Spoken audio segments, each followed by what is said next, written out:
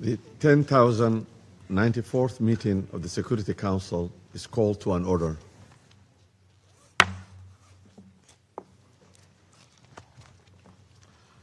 The provisional agenda for this meeting is the situation in the Middle East.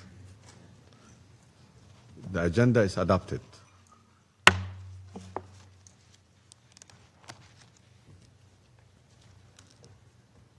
In accordance with Rule 37 of the Council's Provisional Rules of Procedure, I invite the representatives of Iraq, Israel, Jordan, and the Syrian Arab Republic and Turkey to participate in this meeting. It's so decided. In accordance with Rule 39 of the Council's Provisional Rules of Procedure, I invite the following briefers to participate in this meeting. Mr. Khalid Khiari, Assistant Secretary General for the Middle East, Europe, Americas, Asia, and Pacific, Department of Political and Peace Building Affairs and Peace Operations. And Ms. Adam Usorno, Director, Crisis Response Division, Office of the Coordination of Humanitarian Affairs. It's so decided. The Security Council will now begin its consideration for the item 2 of the agenda.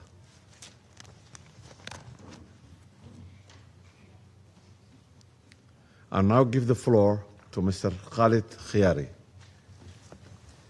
Mr. President, members of the Security Council, our first meeting on Syria in this new year takes place against the backdrop of significant developments in northern and northeastern Syria.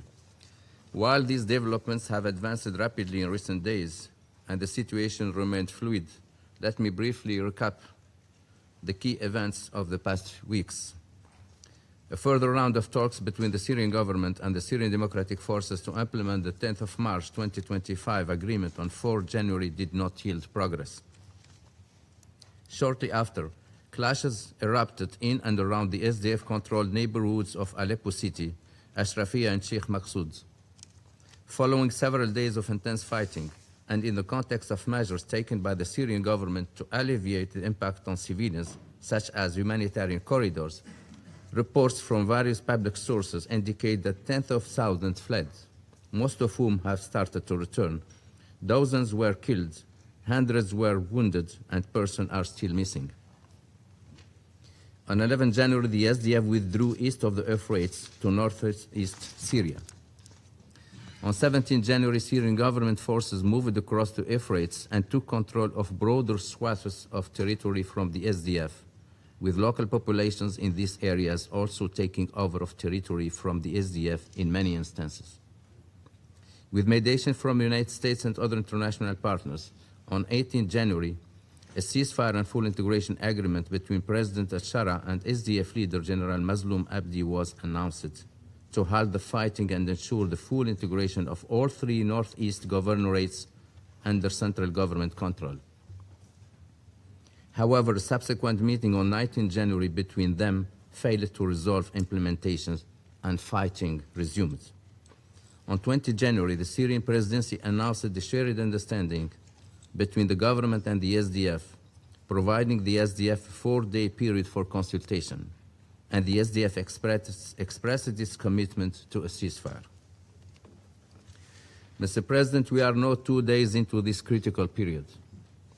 As I speak, the situation on the ground remains very tense, with exchanges of fire and clashes between government forces and the SDF in parts of Hasakeh Governorate and also on the outskirts of Ain al-Arab, also known as Kobani, an SDF-controlled enclave where access is challenging given ongoing clashes.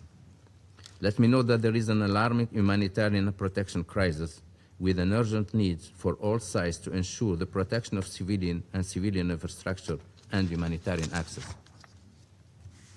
The Secretary General expressed his concern about the continuing violence and strongly called for full respect for international law and the protection of civilians, and urged the parties to continue dialogue and to move forward in good faith, working together to secure the implementation of all agreements.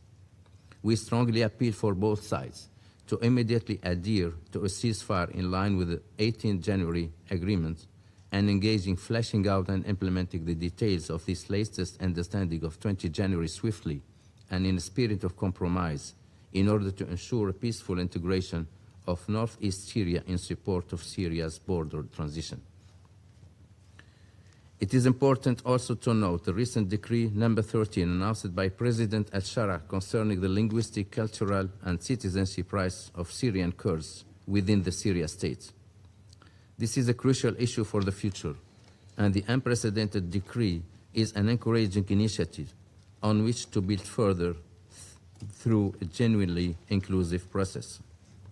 Mr. President, last month, on your visiting mission to Syria, ahead of the first anniversary of the fall of the Assad government, you witnessed firsthand the achievements, opportunities, and challenges facing the Syrian people in this new chapter for Syria moving toward equal citizenship. The United Nations fully supports and encourages Syrian efforts to advance in inclusive political transition, equitable political participation by all components of Syrian society, and meaningful participation by women to strengthen national cohesion and unity. And we look forward to the next milestones in Syria transition, the full formation of People's Assembly, and the establishment of the Committee to draft the Permanent Constitution and the Constitutional Court, reflecting these principles. We acknowledge the important steps by the Syrian government is taking to achieve justice for the victims of abuses and to combat impunity, both past and present. The Syrian people across the board are also asking for and deserve more in this area. The UN looks to further support these efforts. They are critical for restoring and sustaining peace, justice, and accountability. Mr. President, 1 year into this political transition, much has been achieved in post-Assad Syria. The fact that almost 3 million refugees and internationally displaced persons have returned attests to that. Yet the country remains extremely fragile after 14 years of devastating conflict. ISIL is still a persistent threat. As the Syrian government has joined forces with international partners in the global coalition against Daesh to address the threat, we continue to encourage international cooperation in this area. It is vital that ISIL is not allowed to capitalize on the fluid situation in the northern east. We share concerns about the presence of foreign terrorist fighters in Syria. During the fighting in northeast Syria, control of some of the detention centers for ISIL fighters switches from the SDF to government forces, as did Al-Hol camp in Hasakeh. There are indications that some detainees escaped. We appeal for full attention to be given to ensure that the transfer to the Syrian government of ISIL detention facilities still under SDF control is done in an orderly manner. Separately, the United States announced on 21st January its mission to transfer ISIL detainees from Syria to Iraq, with 150 ISIL members held in Hasakeh already transported to a secure facility in Iraq. Mr. President, tensions persist along sectarian and ethnic lines, often fueled by hate speech and disinformation. The wounds along Syria's coast, in the north and in the south, remain unhealed, with triggers all around to upset the fragile stability. On 26 December, a deadly attack occurred at the Ali ibn Abi Talib mosques in Homs, which the Secretary General strongly condemned, emphasizing that attacks against civilian and religious sites are unacceptable. The Syrian Foreign Ministry condemned the attack and emphasized its commitment to counterterrorism efforts and to ensuring security for all Syrians. Subsequently, the Syrian authorities prevented an attempted attack on a church in Aleppo. Mr. President, we note with concern the unresolved differences and escalating rhetoric in Sueda Governorate. Sporadic armed clashes between Syrian forces and local groups and militia are concerning, as are the reported intra-Druze tensions, including detentions and assassinations in areas of Sueda outside of government control. The United Nations continues to urge the parties to engage with the Amman Roadmap of 16 September 2025 and implement confidence-building measures to restore trust and bring stability to Sueda. Israeli incursions in southern Syria continue to undermine Syria's sovereignty and territorial integrity. We welcome this Council's extension of UNDOF's mandate for another 6 months. Let me reiterate the Secretary General's call on Israel to refrain from violations of Syrian sovereignty and territorial integrity. Let me also appeal to the parties to respect the terms of the 1974 Disengagement of Forces Agreement and call for the withdrawal of Israeli forces from areas it entered after 8 December 2024. In this regard, we are encouraged by resumed contacts between Syria and Israel to seek mutually acceptable security arrangements. Mr. President, the United Nations remains committed to supporting Syria in charting a path to peace, stability, and prosperity in challenging domestic and regional environments. We look forward to deepening our engagement with the Syrian authorities to help ensure that this transition is inclusive, sustainable, and ultimately successful. And we look forward to continuing to engage widely among Syrians, including civil society, women's groups, and all Syrian communities. To that end, the Secretary General has appointed a new Deputy Special Envoy for Syria, Mr. Claudio Cordon, who will advance the United Nations support for Syria's political transition, and a new Resident and Humanitarian Coordinator ad interim, Mrs. Nathalie Fusti, to support Syria's recovery. We stand ready to serve as a trusted partner to Syria in advancing this transition in conditions of trust and legitimacy, fostering recovery, and promoting long-term stability. In this context, we seek to see the Office of the Special Envoy for Syria on the ground to engage in a structured and supportive way throughout this transition, to deliver these objectives more effectively and efficiently, ensuring closer engagement and better coordination of resources.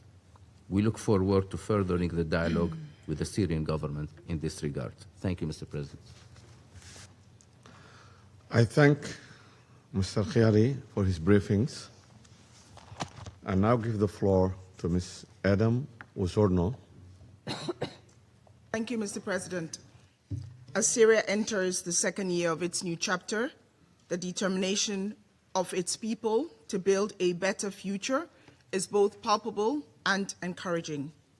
Recent weeks have underscored how acutely vulnerable the country is to the impacts of hostilities and natural disasters such as winter storms, and why humanitarian needs remain substantial. Earlier this month, clashes in Aleppo city forced tens of thousands of people to flee their homes, though most have been able to return since the January 11 ceasefire, as you just heard from our ASG from DPPA. Fighting also spread into eastern Aleppo and parts of Raqqa, Deir ez-Zor, and Al-Hasaka governorates. As of January 18, more than 13,000 people had fled from Raqqa governorate. Many families sought refuge at collective centers in Kamishli. The fighting has cut off people from clean water. Some hospitals have been forced to close, and many children cannot attend school. The closure of the main artery between Homs and Raqqa and damaged bridges, along with explosive ordnance, have affected humanitarians' ability to deliver aid. Displaced families face bitter winter conditions and desperately need shelter, food, heating. Mr. President, despite fighting and access challenges, the United Nations and its partners continue to deliver aid. In Aleppo, we have been providing shelter, food, medicines, nutrition support, and protection services in close coordination with the government of Syria. We are also supporting people returning to their homes in neighboring neighborhoods affected by the upheaval. Reception centers have been set up in Al-Hasaka and Kamishli, and the UN and our partners are providing food across Raqqa, Tabqa, and Al-Hasaka. The Syria Humanitarian Fund has released $2.5 million to rapidly assist displaced people and cushion the effects of severe winter conditions. At Al-Hol camp, as you've heard, hosting thousands of women and children with suspected family ties to ISIL, SDF forces withdrew from their positions on January 20, and the Syrian internal security forces established a security perimeter around the camp premises. Yesterday, the United Nations Refugee Agency, UNHCR, and UNICEF teams reached the camp, and UNHCR, which has taken over camp management responsibilities, is actively coordinating with the Syrian government to urgently resume the safe delivery of life-saving humanitarian assistance. Mr. President, members of the Council, in As-Suwaida, in southern Syria, though the situation remains calm, 155,000 people who have been uprooted since July last year cannot return home due to the fragile security situation. Commercial supplies and basic services remain insufficient to meet people's needs, leaving many to rely on humanitarian assistance. The United Nations and our partners continue to deliver 400,000 support to nearly 400,000 people every month in As-Suwaida and neighboring governorates. Meanwhile, clearing explosive remnants remains a critical priority across Syria, with over 540 people killed and nearly 1,000 injured in 2025. Widespread contamination continues to impede people's return to their homes and the rebuilding of livelihoods, particularly for farmers. Mr. President, recent weeks have shown how vulnerable Syria is to extreme weather. Heavy snowstorms and extreme cold in northern areas have affected nearly 160,000 people living in camps, damaging shelters and contributing to the death of 2 infants. The United Nations is providing heat, fuel, and winter assistance, but only a quarter of the $112 million needed to support people this season has been received, leaving our partners unable to reach only a fraction of the 2 million people they hoped to support this winter. Syria is still reeling from the impact of drought-like conditions, which damaged 70% of the last winter wheat harvest. While increased rainfall has helped to restore water levels in some areas, it has also flooded and damaged land across several governorates. Mr. President, in spite of these challenges, Syrians across the country continue to work to build a brighter future. More than 3 million Syrian refugees and internally displaced people have returned to their homes since December of 2024. And we have started to see some encouraging, if still limited, improvements in humanitarian indicators. Food security has improved slightly, but only 1 in 5 families are consistently meeting their nutritional needs. Syria can make further progress in reducing humanitarian needs, but this hinges on 3 requirements from international partners, including this Council. First, increased investment in recovery and development.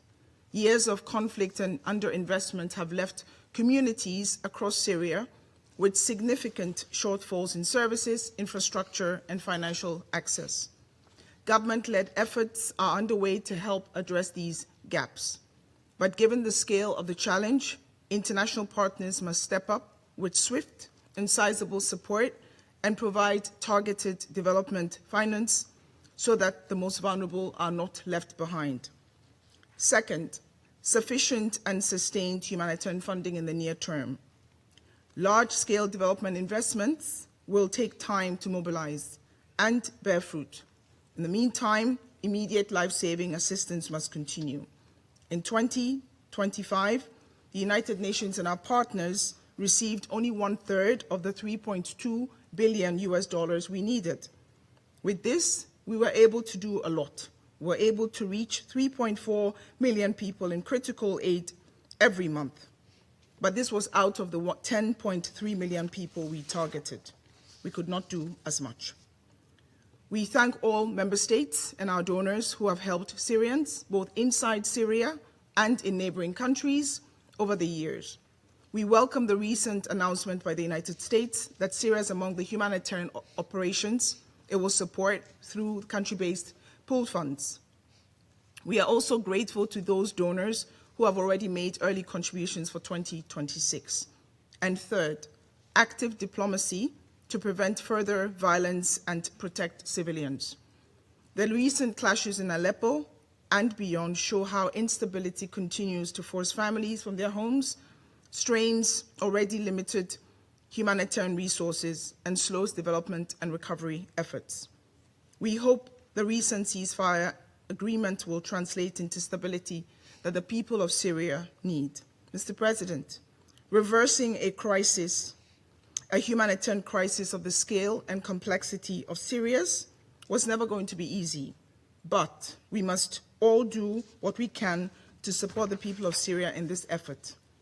We owe it to people like Hanan, who lost the restaurant she owns in Aleppo during the recent clashes, and who told us, "We have endured so much, especially this bitter winter, and we are exhausted. All we want is safety and security." Despite the hardship, she conveyed her belief in a Syria of hope, joy, and solidarity. I thank you. I thank Ms. Osorno for her briefings. I now give the floor to those council members who wish to make statements. I now give the floor to the representative of Denmark. Thank you, Mr. President. Let me also thank ASG Chiari and Director Wosono for their briefings. I also welcome the permanent representative of Syria to today's meeting. Mr. President, we have paid careful attention to the dramatic events unfolding in northeastern Syria these past weeks, which arguably constitute the most substantial territorial change since the fall of the Assad regime. Reports of ISIL and Daesh fighters escaping from prisons and camps in Syria, albeit difficult to confirm, are worrying. We urge the Syrian transitional government to continue its efforts to address this threat comprehensively as a member of the counter-ISIL coalition. We welcome the ceasefire between the SDF and the Syrian transitional government from 20th January. It is key that this is now implemented and that dialogue and de-escalation are prioritized. Even with a ceasefire in place, we urge the Syrian transitional government and the SDF to prioritize protection of civilians above all else. Civilians must never be targets, and accountability must always be judicial and never founded on retribution. In this regard, it's crucial to continue the challenging process towards inclusive and credible transitional justice for all Syrians. Mr. President, as we just heard from Director Wosono, the humanitarian situation remains dire, even without the recent military clashes in the northeast. A severe drought followed by a harsh winter, including heavy snowfall in the northeast, has impacted heating, housing, and nutrition. In the short term, basic needs, including blankets, meal packages, and shelters, are urgently needed. In the long term, resilience-building measures such as recultivation, clearance of farmland, and protecting vital waterways from environmental degradations are also key. The lack of funding remains a major concern, and we urge all donors to do more to meet the needs. Mr. President, last year has been marked by progress on many fronts. However, as we look to the year ahead, it's also clear that many challenges still persist in the securing of a genuinely inclusive political transition in Syria. In this regard, we reiterate our call for an inclusive and transparent political process, respectful of the rights of all segments of the Syrian population. This is the only viable path towards lasting peace and stability in Syria. Denmark remains strongly committed to this end. I thank you. I thank the representative of Denmark for her statement and now give the floor to the representative of Russian Federation. President, we are grateful to Assistant Secretary General, Mr. Khaled Chiari, and OCHA Director, Ms. Edem Wosono. We're grateful for their substantive reports about the situation in the Syrian Arab Republic thus far. We are following closely the rapid development of the military and political situation in Syria, our friend.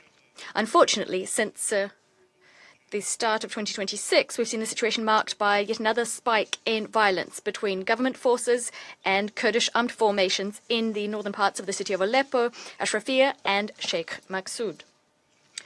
As a result of the clashes, as far as we can tell by the information we're getting, tens of Syrians have died, many were wounded, and thousands were compelled to flee their homes. On the 10th of January, the Syrian authorities announced that they've established control over the aforementioned neighborhoods in Aleppo. Then, between the 16th and the 18th of January, they conducted a large-scale military campaign in the northeast of the country, broadening government control over a significant portion of the country, including the governorates of Raqqa, Deir el-Zor, and Hasaka. We note that in the last days, between the Syrian Democratic Forces, which used to control the aforementioned areas, and Damascus, they entered into a series of agreements about a ceasefire and the reintegration of the Trans-Euphrates into the legal framework of the Syrian state. Among the key components of these understandings is the transfer to the Syrian armed forces the function of ensuring the security of borders and energy sites, as well as the incorporation of SDF fighters into the Ministry of Defense and the Ministry of the Interior of the SAR. We are counting on the fact that the parties will tackle responsibly and seriously the implementation of these understandings, which are expected to contribute to ending the protracted intra-Syrian confrontation and to ending the suffering of the civilian population. Against this backdrop, we are acutely disquieted by information from the Ministry of Defense of Syria about the fact that just yesterday in Hasaka, the ceasefire was violated, including by an SDF strike on a weapons arsenal near Yarubia, the border crossing. As a result, 7 Syrian Armed Forces soldiers died.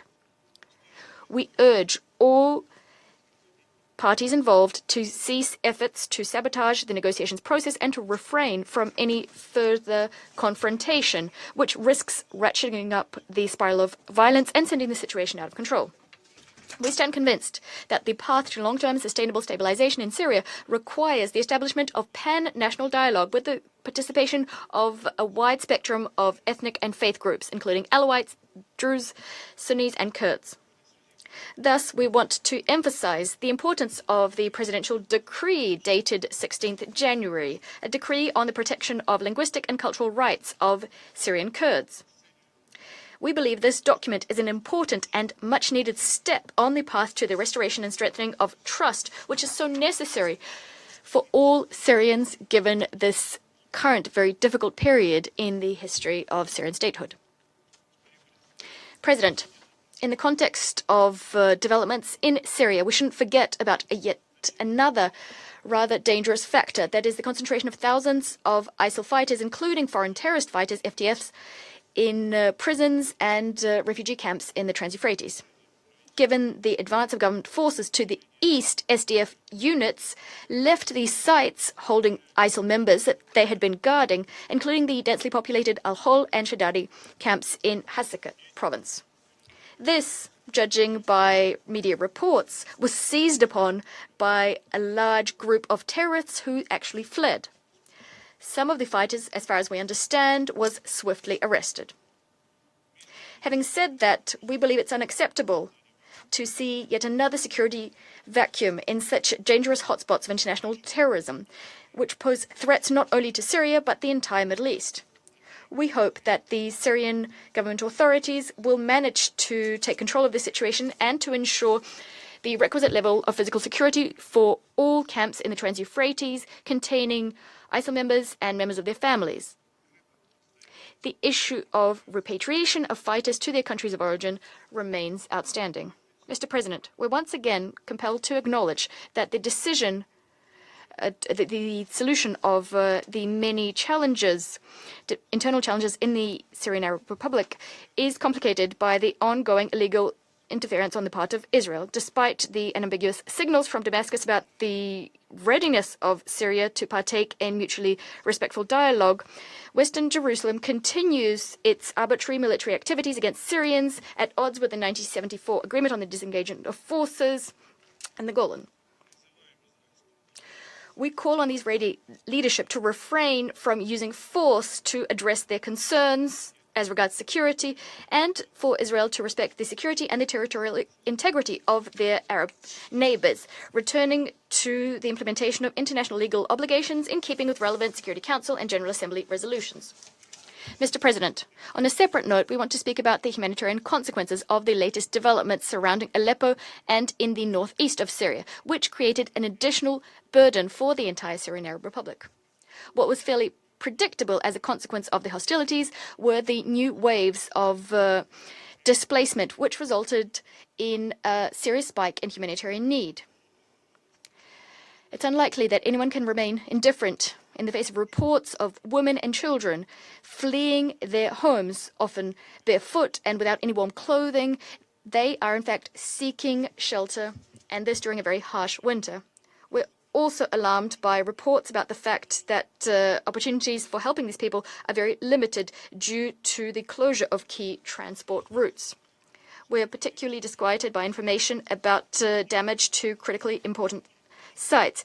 Specifically, in the city of Raqqa, a large proportion of the population no longer has access to drinking water. This is exacerbated by the overall dire state of civilian infrastructure across the country, much of which was worn out or deteriorated over years of fighting. On the whole, the images we're getting from the various regions affected by the hostilities are horrifying. We must broaden the scale of humanitarian response and ensure an adequate response to the growing need we're witnessing. Humanitarian organizations must have the opportunity to provide life-saving assistance unimpeded and in a safe manner. We hope that the Syrian authorities will maintain their constructive approach to cooperating with the UN and UN partners on the ground. Last year's escalation in the coastal areas of Latakia and Tartus, and in the south in Sueda, as well as now in Aleppo and in the northeast of the country, demonstrate full well the extent to which the situation in Syria remains fragile. These events exacerbate the socioeconomic instability in the country, which are having an impact on the lives of millions of civilians who, for many years, have been living through one of the largest and most protracted crises we've seen. We call on all parties, including international partners, neighboring countries, and friends of the Syrian Arab Republic, to take efforts to settle the conflict on the basis of dialogue once and for all. That way, we can look for long-term investment in the country's recovery. Having said that, Syria needs genuine international cooperation underpinned by respect and a rejection of any unilateral economic sanctions or other barriers which violate the legal right of Syrians to independent development. I thank you. I thank the representative of the Russian Federation and now give the floor to the representative of the United States. Thank you, Mr. President, and a special thanks to our briefers as well, and a special welcome to the representatives from Syria to this meeting. Colleagues, the United States extends its support to the Syrian government as it works to stabilize the country, rebuild national institutions, and fulfill the aspirations of all Syrians for peace, security, and prosperity.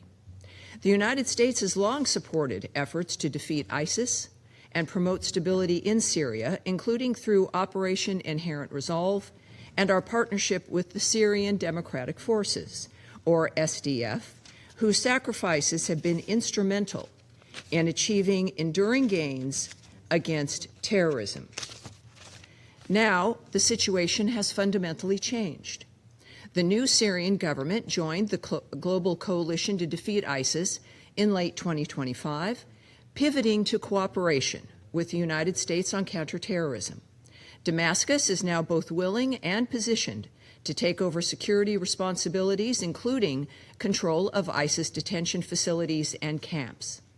We are working with the Syrian government and the SDF to reintegrate northeast Syria in a dignified manner that leads to a Syria at peace with itself and its neighbors. We commend both sides on reaching a 4-day ceasefire that will allow them each to work out the modalities of the January 18th agreement between Syrian President Ahmed al-Shara and SDF commander Mazloum Abdi. President al-Shara has affirmed that Kurds are an integral part of Syria and integration of Kurds into the new Syrian state offers full citizenship rights, including for those previously stateless, recognition as an integral part of Syria, constitutional protections for Kurdish language and culture, and participation in governance. While risks remain, this integration, supported by U.S. diplomacy, represents the strongest chance yet for Kurds to secure enduring rights and security within a recognized Syrian nation state. The United States is also ready to continue supporting respectful and productive conversations between Syria and Israel to turn a new page in their relations for the benefit of future generations. Colleagues, our objective remains a sovereign, unified Syria, at peace with itself and its neighbors, where equality, justice, and opportunity are extended to all of its people. Mr. President, we also call on Syria's neighbors, international partners, also to support this vision and provide the cooperation and assistance needed to make it a reality. To that end, we recognize the UN's ongoing work to support the Syrian government and hope the United Nations Office of the Special Envoy will soon relocate from Geneva to Damascus, which will enable it to best assist the Syrian people. Mr. President, thank you. I thank the representative of the United States for her statement and now give the floor to the representative of the United Kingdom. Thank you, President. I thank ASG Chiari and Director Wasorno for their briefing, and I welcome the participation of the representative of Syria and other countries of the region in this meeting. I will make 3 points today. First, the UK is deeply concerned about events in northeast Syria. This is a critical moment for Syria's future, and we are watching developments closely. We call for adherence to the ceasefire agreement, continued dialogue, and an end to violence. All parties must focus on protection of civilians and civilian infrastructure and unimpeded humanitarian access, both within Syria and across borders. Second, we are alarmed by reports that Daesh fighters have escaped from detention facilities in northeast Syria. A robust transition plan for securing and managing the camps and detention facilities is critical. We encourage close international coordination to mitigate any shared national security risks. Third, the fighting seen throughout January has repercussions for an already difficult humanitarian situation, as we heard today. Tens of thousands of Syrians have been displaced, and their access to essential infrastructure, including water, food supplies, internet, and electricity, has been severely disrupted. Access for humanitarian organisations must be facilitated and aid allowed to reach those in need without obstruction. The UK is providing life-saving humanitarian assistance to those affected by the violence and displacement in northeast Syria, where it is safe to do so and where access allows. UK aid is supporting hospitals, clinics, and the deployment of medical teams alongside the provision of food, shelter, winter supplies, and cash transfers. Colleagues, the Syrian people deserve peace and stability. The UK strongly supports an inclusive political transition that guarantees rights and protections for all communities and delivers for all Syrians. We welcome the commitments of the Syrian government in this regard. Respect for diverse identities and inclusive representative governance are essential pillars for long-term stability and prosperity, and for a safer, more secure future for Syria. As we look towards a renewed UN-Syria relationship in the year ahead, I encourage this Council to offer their collective support to ensure that Syria remains on the path towards a more stable and peaceful future. I thank you. I thank the representative of United Kingdom for his statement and now give the floor to the representative of France. Monsieur le Président. Mr. President, I wish to thank the Assistant Secretary General Khaled Kari and the OCHA Director Madame Wassono for their briefings. I welcome the permanent representative of Syria to the chamber. Recent events in Aleppo and in the northeast of Syria are a source of concern. That fact compels us to make 3 comments. My first point, France welcomes the 4-day ceasefire agreement reached between President al-Shara and General Masloum on the 20th of January. All parties must respect that agreement and seize this opportunity to implement a comprehensive agreement on the integration of the Syrian Democratic Forces into the Syrian army and the state institutions. An agreement must also be reached on local governance on the basis of the agreements of the 10th of March 2025 and the 18th of January 2026. The protection of civilians, namely Kurdish civilians, must be guaranteed. We call upon all parties to exercise restraint in the face of the risk of escalation. The ceasefire must produce a lasting cessation of all hostilities across the full extent of Syrian territory. International law and unimpeded humanitarian access must be fully upheld. France reaffirms its solidarity with its allies, the allies with which it fought Daesh. We remain committed, as we always have been, to support the success of a transition towards a Syria that is united, stable, and enriched by its diversity. President, the fight against terrorism is crucial to guarantee Syria's security, the security of the region, and of the international community as a whole. The uncertainty surrounding the jihadist prisoners is a source of grave concern. The security of Daesh camps is a matter of common interest. Any and all security failure will be exploited by Daesh, who have long sought to free their affiliates. The above compels increased cooperation between the international community and the Syrian transitional authorities. The global coalition to defeat ISIS was recently joined by Syria, and it remains a crucial framework to achieve our goals. France is participating fully in the above efforts. The strikes staged jointly with the UK on the 3rd of January bear witness to that fact. Finally, Syria must continue its efforts to bolster its unity and inclusion within its borders by bringing together all strata of its society. In this connection, the presidential decree issued on Kurd rights in early January is a step in the right direction. The transitional process in Syria must cast aside notions of retribution. It must guarantee the participation of women and lay the foundations for the rule of law.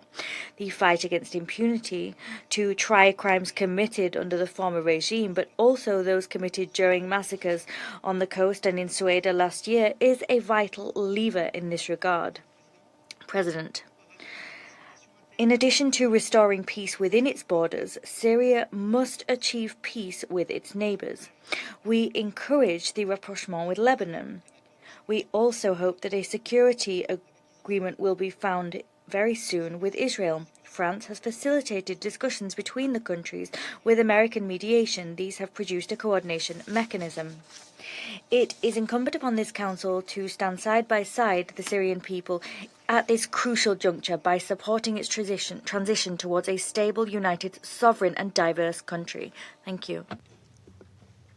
I thank the representative of France for his statement and now give the floor to the representative of China. President, I thank ASG Chiari and Director General Osono for their briefings. I welcome the representative of Syria, permanent representative of Syria, to this meeting.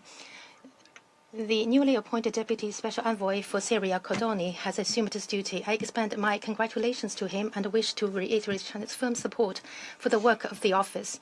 The significant development witnessed recently in Aleppo, Governorate, and northeast Syria have drawn widespread international attention. China notes that a ceasefire agreement has been reached. We hope that the agreement will be respected and tension eased as soon as possible. so that Syria will achieve peace and stability at the earliest opportunity. We urge all Syrian parties to adhere to the principle of Syrian-led, Syrian-owned, and advance the political reconciliation process through dialogue and negotiations in order to determine the way forward for rebuilding the country that serves the interests of the Syrian people.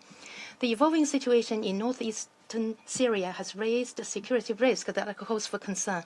Reports indicate that a group of ISIS militants escaped from detention centers in Hasaki Governorate.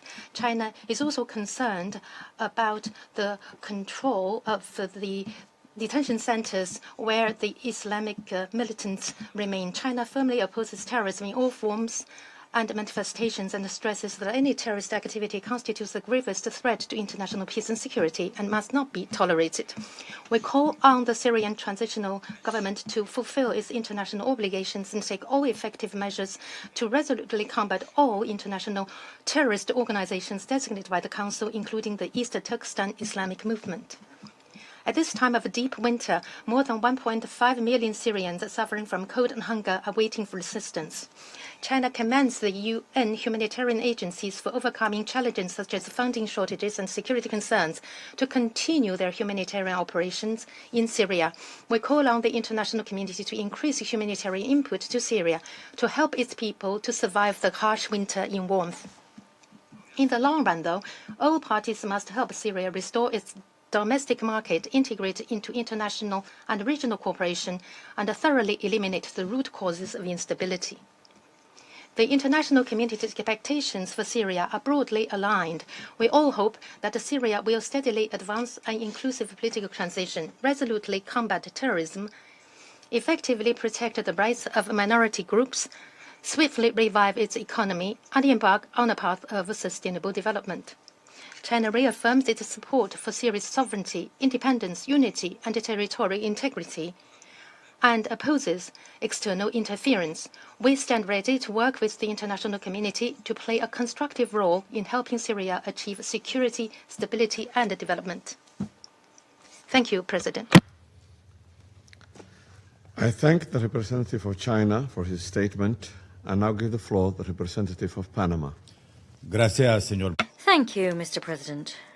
We are grateful for the briefings issued by the Assistant Secretary General Khaled Kiari and by the Director of the Office for the Coordination of Humanitarian Affairs, Edem Wasorno.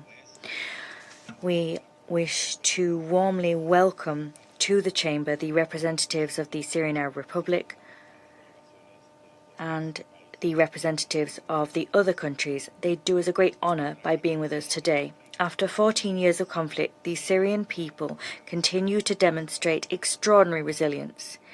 In manifold regions of the country, families are returning to their homes and are rebuilding their lives with dignity and resolve. Despite the fact that these returns remain fragile, they reflect a legitimate aspiration to live in peace and normalcy on their own land, that is, on the part of the Syrians. However, recent events in the north of the country are a stark reminder that the transition remains vulnerable. Hostilities in Aleppo, particularly in regions to the east of the city, hostilities, that is, between the legitimate forces of the state and the Syrian Democratic Forces, SDF, have produced tens of civilian victims as well as damage to public infrastructure and the forced displacement of tens of thousands of people. These events lay bare a structural challenge, that is, that of achieving an orderly, inclusive integration that is negotiated, and that is the integration of the SDF within the state's institutional framework. This must be done while respecting and strengthening the state's sovereignty across the full extent of national territory. With this in mind, we recognise the progress made by the Syrian authorities towards the consolidation of its territory. This process must be underpinned by political representation mechanisms that are fully representative and allow the Kurd community to determine who are their legitimate representatives so that they can participate alongside all Syrians in defining the future of their country. Panama is of the view that a lasting solution to turn the page on this chapter and to avoid new fraying of the Syrian social fabric can only be achieved if a political approach is adopted and if work is rooted in dialogue, mutual respect, and with guarantees of inclusion. Consequently, it is of the utmost importance that all parties respect the agreement achieved on the 19th of July, as well as international humanitarian law. They must respect civilians and refrain from actions which might exacerbate forced displacement or imperil the safety of those seeking refuge. We are delighted to note the efforts made by the interim authorities to ensure that the military actions undertaken have been undertaken with restraint and prudence, reducing the impact of hostilities on the civilian population and facilitating dialogue to give fruit to a vision where all Syrians, regardless of their background, can be equal citizens. Mr. President, Panama reaffirms its support for a political transition process which is Syrian-led and Syrian-owned. It must be accompanied by the United Nations with full respect for the country's sovereignty and territorial integrity. The principles enshrined in the Charter and in Resolution 2254 must be stringently respected. At a time where opportunities for peace are scant and fragile, Syria continues to offer an opportunity to ensure that everyone, interim authorities, local actors, and the international community act with a sense of historic responsibility and deliver to humankind a chapter which returns hope to them of a better future. Thank you. I thank the representative of Panama for his statement and now give the floor to the representative of Colombia. I thank the Presidency of the Security Council for convening this meeting. I also thank Assistant Secretary General Mr. Khaled Kiari and the Director of the Crisis Response Division at the United Nations Office for the Coordination of Humanitarian Affairs, Ms. Edim Wasorno. I thank them for their briefings. Moreover, we welcome to this meeting the Permanent Representative of Syria. I wish to begin by emphasizing the fact that Syria's sovereignty, unity, and territorial integrity must be respected. Any political solution must be Syrian-led and Syrian-owned, and it must be of benefit to the Syrian people and regional stability. The international community's support, including that of this Council, is not a substitute for national will. My delegation is closely following the situation on the ground. We recognize the efforts taken by the Syrian government and their commitment to maintaining constructive dialogue on economic, political, and security matters. Moreover, Colombia welcomes the announcement of a ceasefire. We appeal for that ceasefire to hold and for all peaceful mechanisms to be prioritized with a view to achieving lasting solutions. A transition which can hold over time and be sustainable requires guaranteeing a fundamental principle from its very inception, that is inclusion, incorporating the views of all Syrians in efforts to map out the country's future, that is including women, is a prerequisite for guaranteeing that transformations are legitimate. All efforts aimed at preventing any form of discrimination are crucial as a basis to restore trust, fight impunity, and move towards reconciliation and the restoration of the social fabric. President, in terms of security, Colombia is of the view that the challenges facing the country cannot be understood solely through a domestic lens. Rather, they must be considered in the context of regional factors which affect stability. With this in mind, my delegation also calls for the full respect of existing agreements. Breaches of these agreements has produced tensions which hinder the full exercise of Syria's territorial sovereignty. Moreover, these breaches exacerbate a situation already marked by the harmful effects of occupation.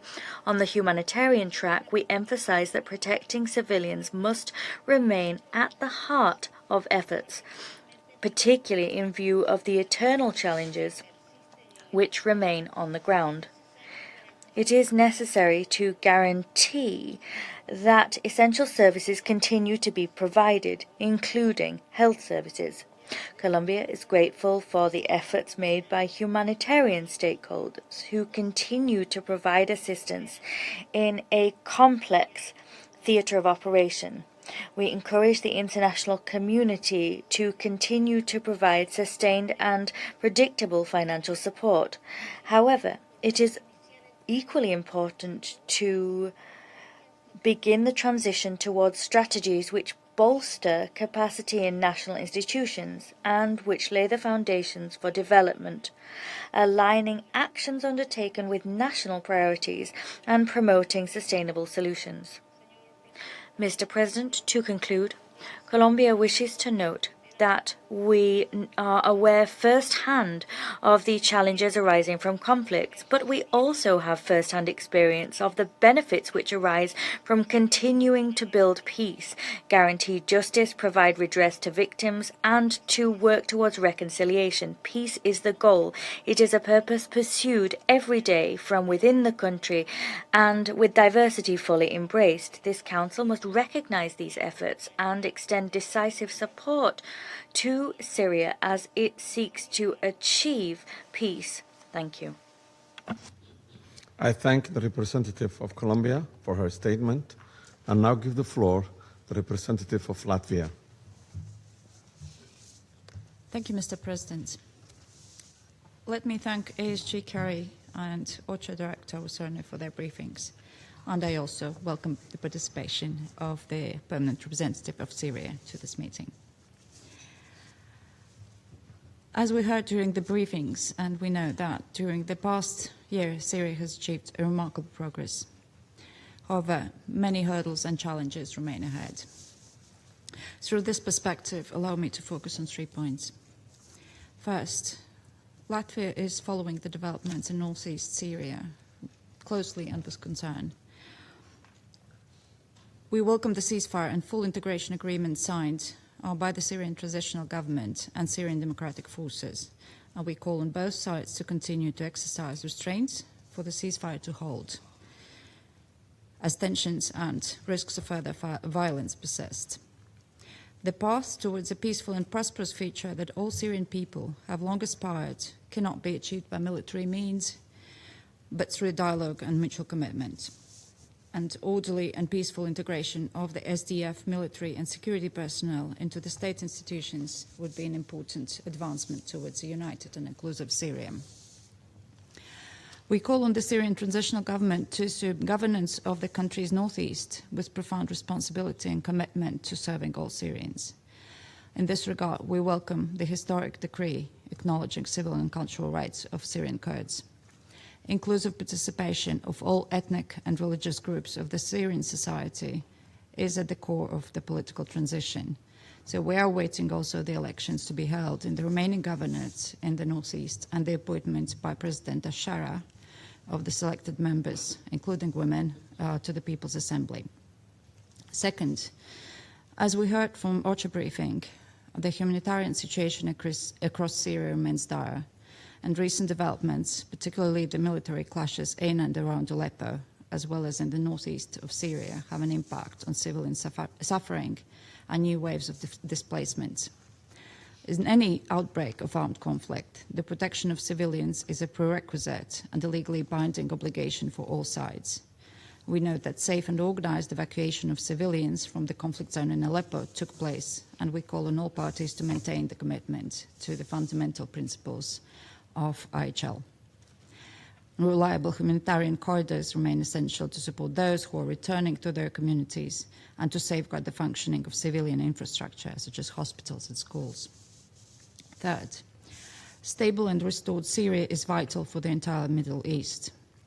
After decades of violence and grief, the new Syria has a historic opportunity to foster peace, security, and prosperity for itself and its neighbors. And we recognize the step by Syria to join global coalition to defeat ISIS. And we welcome reopening of the relations between Syria and Lebanon, contributing to enhanced cooperation on shared security and economic interests.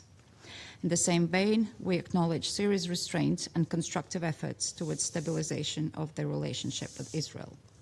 And we hope the establishment of the US-mediated joint fusion mechanism will contribute to the same. And we encourage both sides to take the process forward to achieve a sustainable security arrangement. And here we emphasize the important role played by UNDOF and welcome the extension of the mission's mandate.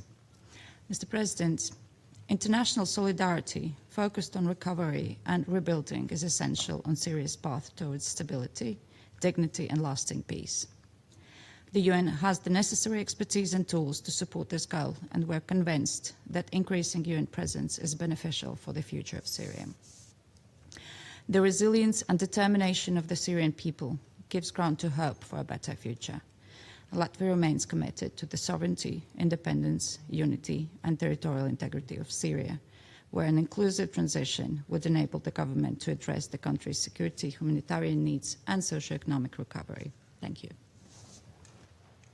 I thank the representative of Latvia for her statement and now give the floor to the representative of Bahrain.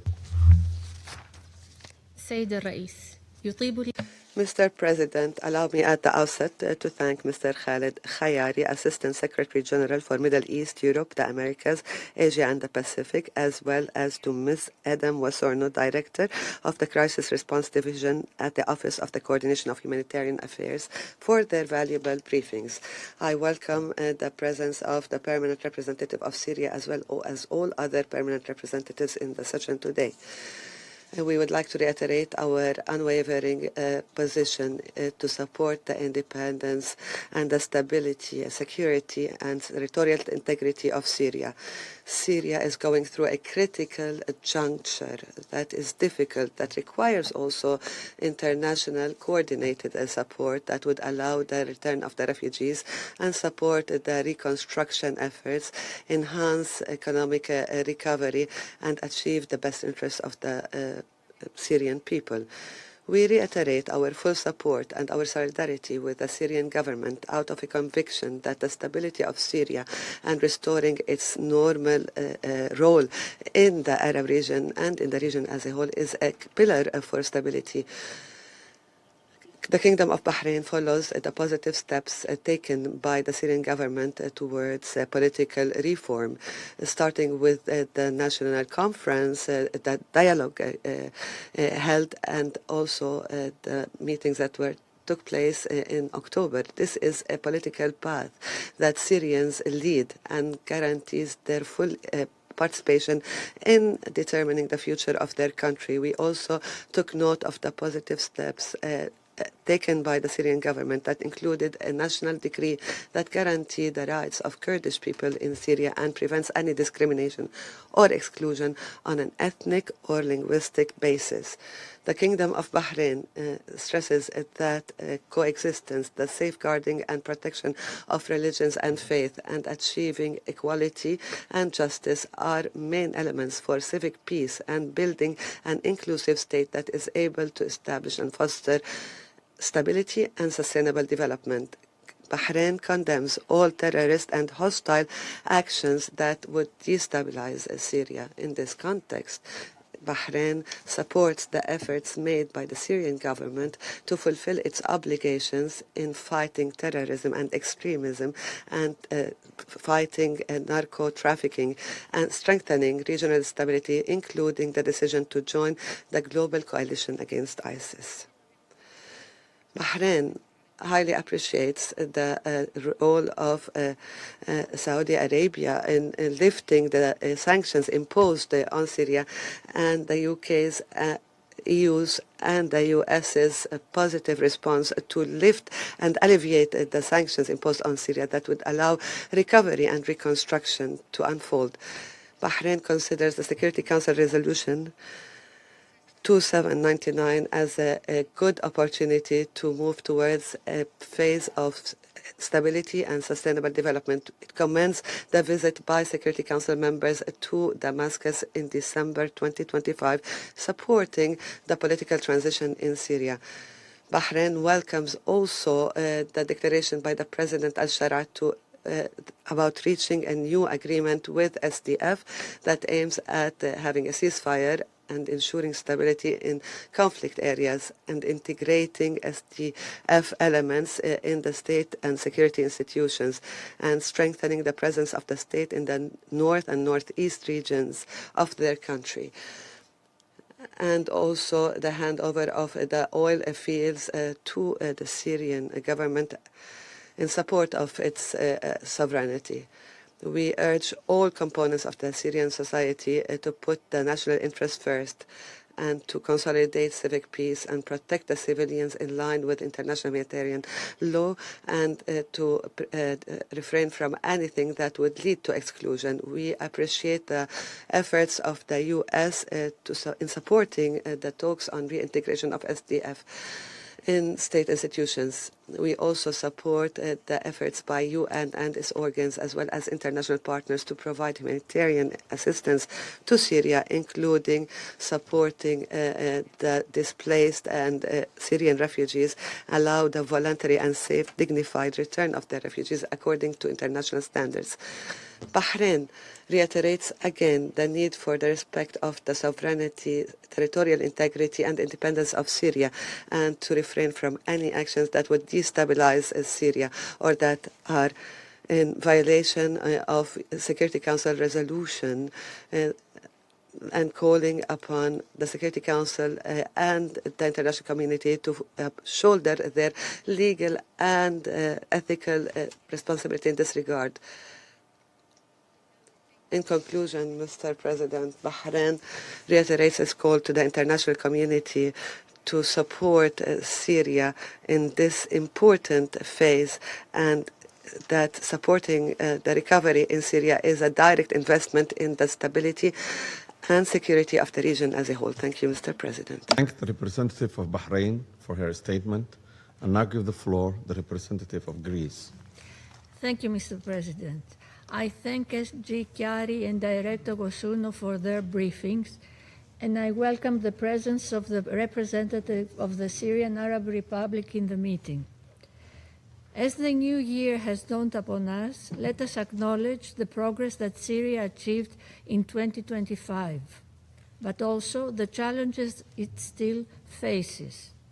It has made progress toward recovery, greater stability, and improved coordination with the UN while making tangible gains in humanitarian access. Challenges, however, remain, especially related to inclusivity and safeguarding the security and rights of all Syrians, regardless of ethnic and religious background.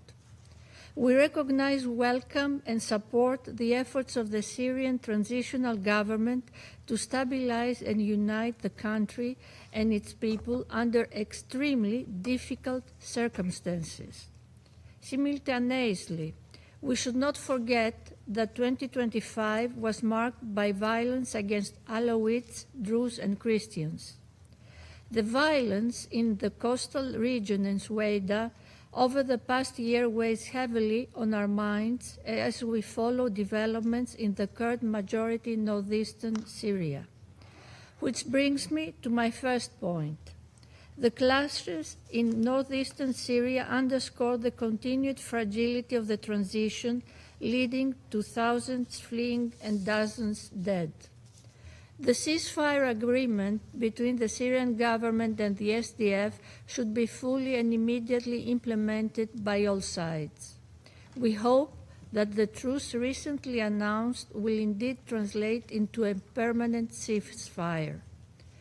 In this context, the presidential decree formally recognizing Kurdish identity as part of Syria's national fabric is welcome. The recognition of the Kurdish language and the restoration of citizenship to all Kurdish Syrians constitutes tangible progress. The protection of Kurds must be ensured and their political rights safeguarded in a united Syria. The clashes, however, highlighted the risks still present, particularly when tensions are exacerbated by external actors pursuing national agendas and threatening the use of force. We call on all actors to act with restraint and avoid escalation that could destabilize the country and exacerbate ethnic tensions. And we should always be mindful on the adverse consequences that these developments may have in the fight against ISIS. The security of the Daesh, ISIS detainee camps must be fully safeguarded and should not be used as a bargaining chip by any side. Should prisoners be released, a serious security threat would emerge. Overall, security sector reform and countering terrorism and extremism are prerequisites for stability. Second, only a full, inclusive, and Syrian-owned political transition can secure lasting peace and stability. Such a transition must ensure the meaningful participation of all Syrians, including women, youth, and representatives of all communities, be it Muslim, Alawite, Kurd, Christian, or Druze. The protection of all Syrians, regardless of ethnic origin, religion, or belief, is indispensable. All Syrians must feel safe. Besides, Syria's wealth lies in its diverse social fabric, which must be preserved. Safeguarding pluralism, equal citizenship, and the rule of law is a prerequisite for national reconciliation and sustainable recovery. Finally, the humanitarian situation and the need for transitional justice need to be addressed. As highlighted by our briefers today, tens of thousands are still unable to return safely to Aleppo and the surrounding northeastern region. It is necessary to protect civilians at all circumstances and ensure that displaced persons safely return to their homes. At the same time, accountability and transitional justice are essential to break cycles of violence, restore trust, and lay the foundations for reconciliation and reconstruction. The recent visit of the EU leadership in Syria, where 620 million euros were pledged for its reconstruction, is demonstrative of our collective commitment to Syria's recovery. In closing, Mr. President, Greece expresses its strong support for renewed and constructive engagement between the Syrian Arab Republic and the UN. We look forward to the prompt establishment of the Office of the Special Envoy in Damascus and the designation of its leadership. As demonstrated by the recent visit of the Security Council to Syria, its renewed relationship with the UN offers clear mutual benefits. Greece is actively supporting efforts that advance stability, inclusivity, and a peaceful future of for all Syrians. I thank you. I thank the representative of Greece for her statement and now give the floor to the representative of Pakistan. Thank you, Mr. President. We thank Assistant Secretary General Khalid Khayari and OCHA Director Edem Wosornu for their comprehensive briefings. Recent developments, particularly in northeastern Syria, underscore that the stabilization phase is still unfolding and requires sagacity by all concerned to prevent renewed escalation and humanitarian suffering. We welcome the ceasefire and integration agreement announced last week between the Syrian government and the SDF and express the hope that its faithful implementation will advance stability and security, upholding Syria's unity, sovereignty, and territorial integrity. Such steps can contribute to durable peace in Syria and to regional stability. All state institutions and security structures must operate under a single, central framework to ensure effective governance. In this context, we view the recent agreement as well as the Amman roadmap as constructive steps towards national cohesion and inclusive security arrangements for consolidating state authority and the government's writ across the length and breadth of the country. We also welcome the presidential decree concerning the Kurdish community. Measures aimed at ensuring equal citizenship, cultural and linguistic recognition, and inclusive participation are important to strengthen social cohesion and national reconciliation. Inclusivity and respect for diversity remain essential for sustainable peace. Mr. President, after years of devastating conflict, Syria has witnessed positive movement on political and institutional tracks and encouraging progress on recovery and reconciliation. We note with appreciation the steps undertaken over the past 13 months in that regard. At the same time, the persistence of terrorist incidents and the presence of foreign terrorist fighters remain a matter of serious concern. Daesh and other terrorist and extremist groups, including foreign terrorist fighters, continue to exploit the situation. Pakistan condemns terrorism in all its forms and manifestations and underscores the need for sustained counter-terrorism efforts, including disarmament, demobilization, and reintegration in line with international obligations. As highlighted by the briefers, the humanitarian and economic situation in Syria continues to require the attention and support of the international community. Millions of people remain dependent on humanitarian assistance, while basic services and infrastructure are heavily damaged. Economic hardship persists with high poverty levels and limited employment opportunities. Sustained humanitarian support, alongside efforts to restore livelihoods and rebuild critical infrastructure, is essential. In this regard, international support must be mobilized in a coordinated manner. Mr. President, it is also important to ensure calm in the area of separation and full respect for the 1974 disengagement agreement and relevant Security Council resolutions to prevent escalation. The safety, security, and freedom of movement of UNDOF personnel must be ensured at all times, and the mission must be enabled to implement its mandate without obstruction or politicization.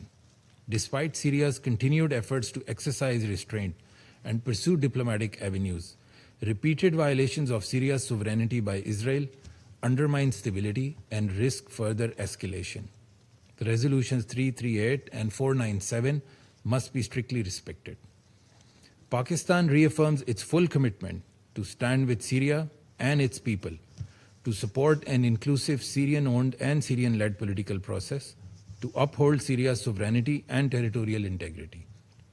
We remain ready to work with the Council members, regional partners, UN entities, and the international community to enable the brotherly Syrian people to rebuild their country in dignity and stability for achieving lasting peace and prosperity.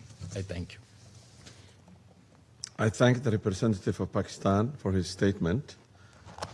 I shall now make a statement in my capacity as the representative of Somalia. I have the honor to deliver this statement on behalf of A3, namely the Democratic Republic of Congo, Liberia, and my own country, Somalia. At the outset, we thank ASG Khaled Khiyari and the Director Adam Usorno for their comprehensive briefings. We welcome the participation of permanent representative of Syria in today's meeting. Today, Syria stands at yet another delicate juncture. Recent developments in the northeast, including heightened tensions between Syrian democratic forces, Kurdish political actors, and local communities, underscore both the fragility of the security landscape and the urgency of reinvigorating a genuinely Syrian-owned, Syrian-led political process. The spillover impacts of these dynamics on civilian safety, governance arrangements, humanitarian access, and regional stability cannot be overstated. In this regard, A3 would like to highlight the following points. First, A3 reiterates its commitment to Syria's unity, sovereignty, political independence, and territorial integrity. Any unilateral actions, parallel administrative structures, or foreign-driven security arrangements that undermine the authority of Syrian state risk deepening division and prolonging instability. Syria's future must not be shaped by armed actors, external patrons, or de facto authorities, but by Assyrians through an inclusive political process anchored in Resolution 2254. Second, we note the recent friction between SDF and Kurdish actors, including disputes over governance mandates, mobilization patterns, and community representation, highlights the urgent need for a genuine dialogue among the Syrian components. No group can claim exclusive authority over the Northeast. Durable arrangement for security, resource management, and public administration must reflect Syrian inclusivity. In this regard, the A3 welcomes President Ahmed al-Sharah's historic decree as a transformative step toward the national reconciliation, recognizing Syrian Kurdish as essential and authentic part of the country's fabric. The formal designation of Kurdish as a national language and the commitment to integrate it into school curriculum represents a commitment to cultural and linguistic diversity in the new Syria. Furthermore, annulling the discriminatory measures for the 1962 census and granting full citizenship for Kurdish community corrects decades of injustice and restores the dignity of thousands of Syrians. Third, A3 remains deeply concerned by the humanitarian implications of instability in the Northeast. Restrictions on movement, disruptions to supply routes, localized clashes, and new patterns of displacement add pressure to an already overstretched humanitarian response. We emphasize the need to maintain and expand safe, predictable, and principled humanitarian access across all of Syria with full respect for Syrian sovereignty. Fourth, we also note that terrorism remains a serious and evolving threat. The resurgence of Daesh cells in the Northeast, enabled by governance vacuums, fragmented command structures, and porous lines of control, should serve as a warning to the world. Counterterrorism operations must fully respect the international law and avoid exacerbating grievances among the local communities whose support is essential for the long-term stabilization. Fifth, we condemn the continued reports of Israeli military operations against targets inside Syrian territory, including recent reports of strikes that have resulted in civilian fatalities and threatened a regional escalation. These actions violate international law and the 1974 disengagement agreement. The occupied Syrian Golan remains an integral part of Syria in accordance with the Security Council Resolution 497. We call on all parties to exercise restraint and commit to a diplomacy and dialogue. Sixth, A3 emphasizes that reconciliation and transitional justice remain indispensable pillars for rebuilding a cohesive and peaceful Syria. A3 encourages the Syrian government to continue taking practical steps aimed at creating an environment conducive to national unity, dignified return, and long-term stability. Lastly, A3 calls for the international community to transition from short-term humanitarian responses to a comprehensive approach that supports Syria's economic recovery, rehabilitation, and essential services, and reconstruction of critical infrastructures. Without these foundations, neither stability nor voluntary return of refugee can be realized. To conclude, A3 reaffirms its full commitment to standing with the Syrian people. We urge the Council to remain united in supporting a genuinely Syrian-owned political process, safeguarding Syria's territorial integrity and addressing the drivers of instability in all parts of the country, including the Northeast. Only through sustained political will, respect for sovereignty, and inclusive national dialogue can Syria move toward a future of peace, dignity, and stability. I resume my function as the President of the Security Council. I now give the floor to the representative of Syrian Arab Republic. Thank you, Mr. President. Allow me at the outset to thank the briefers and to the member states that acknowledged the significant efforts by the Syrian government to ensure that its actions fully comply with international humanitarian law. I would like to also thank those states that distinguished clearly between the Syrian Democratic Forces as an armed militia operating outside state authority and the Kurdish people, this authentic original component of the Syrian population. I thank also those countries that commended the Syrian government's efforts to recognize their rights and integrate them into state institutions, and who have noted the rapid response demonstrated by the Syrian government in dealing with such a sensitive issue as the detention of ISIS fighters and fugitives, most of whom were apprehended. I thank the states that called on the implementation of the agreement and reaffirmed their commitment to Syria's unity, strength, and prosperity. Mr. President, nearly 1 year ago, and for the first time in decades, a Kurdish General Mazloum Abdi landed in Damascus and signed a historic agreement with His Excellency the President of the Republic. Now that this year had passed, let us together review how it unfolded away from SDF, and then we go back to them. In this year, and maybe you have noted that when you visited Damascus, the Syrian government preserved state institutions, prevented chaos. The Syrian government launched a comprehensive national political process, initiated national dialogue, and drafted a constitutional declaration. A government based on competence was formed. Security reforms were carried out to consolidate the rule of law and ensure state monopoly over weapons. Bodies for transitional justice and missing persons were established. There was public accountability of those accused of violations. Transparent cooperation was conducted with UN committees and bodies for the first time in Syria's history, as well as with the Organization for the Prohibition of Chemical Weapons. We put an end to the manufacture and export of drugs and Captagon. Syria fulfilled its international commitments to combat terrorism and thus joined the international coalition against ISIS. ISIS terrorists involved in the bombing of St.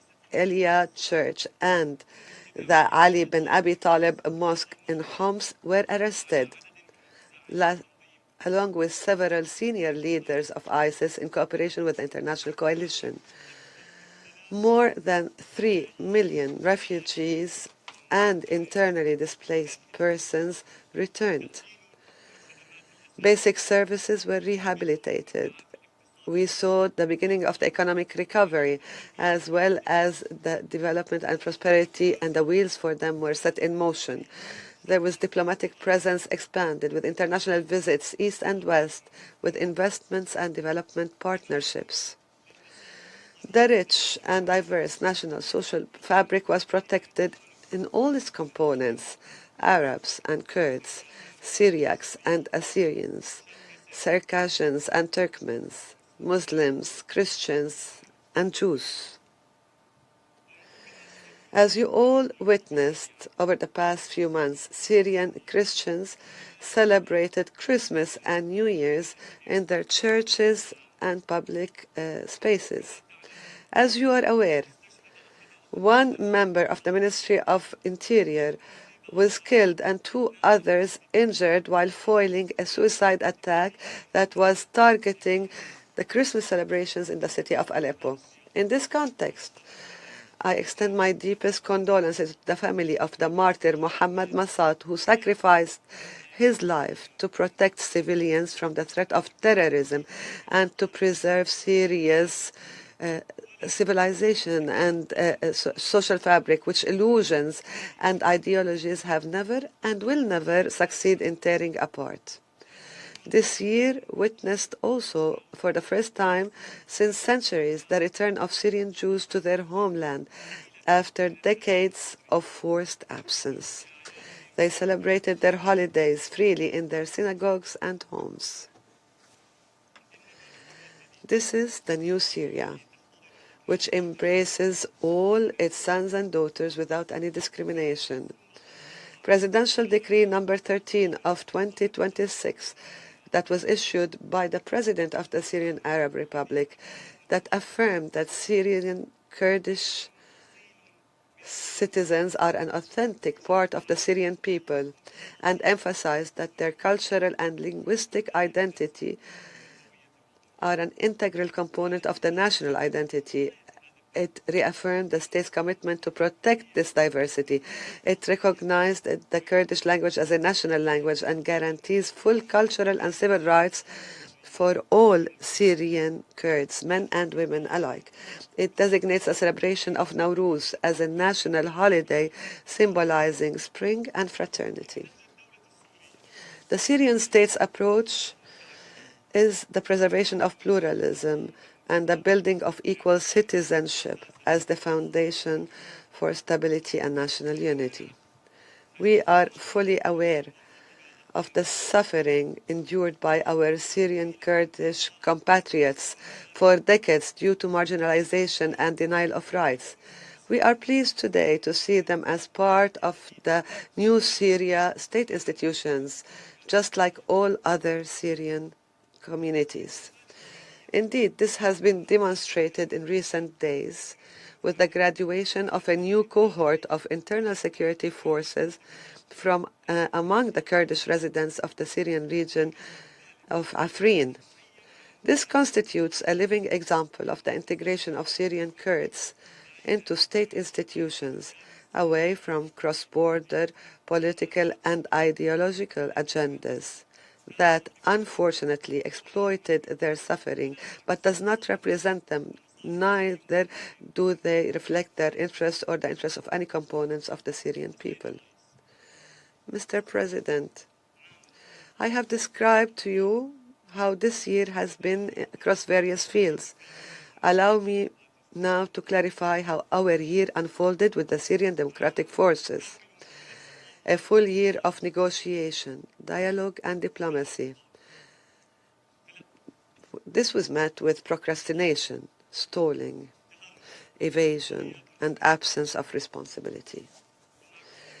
At every stage in which we approached the moment of truth and integration, we would witness attacks, mortar fire, and drones.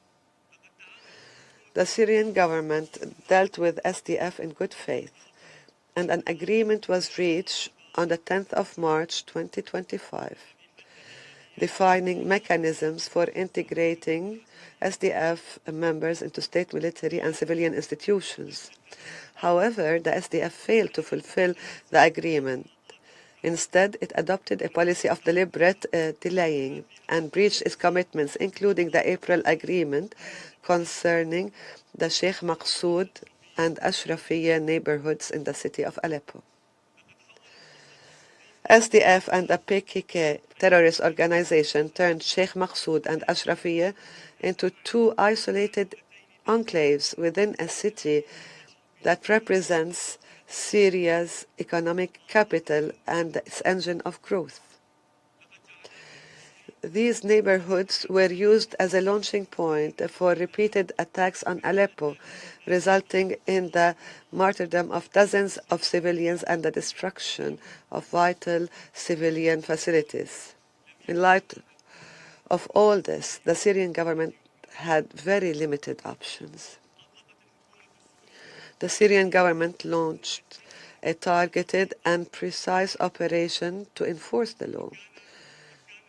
The goal of this operation was to protect civilians, halt armed attacks, and end illegal military presence. Protecting civilians in the two neighborhoods, as you witnessed and mentioned, was our absolute priority. Humanitarian corridors were opened, advanced response points were established, and civilians voluntarily left toward safe areas under state control.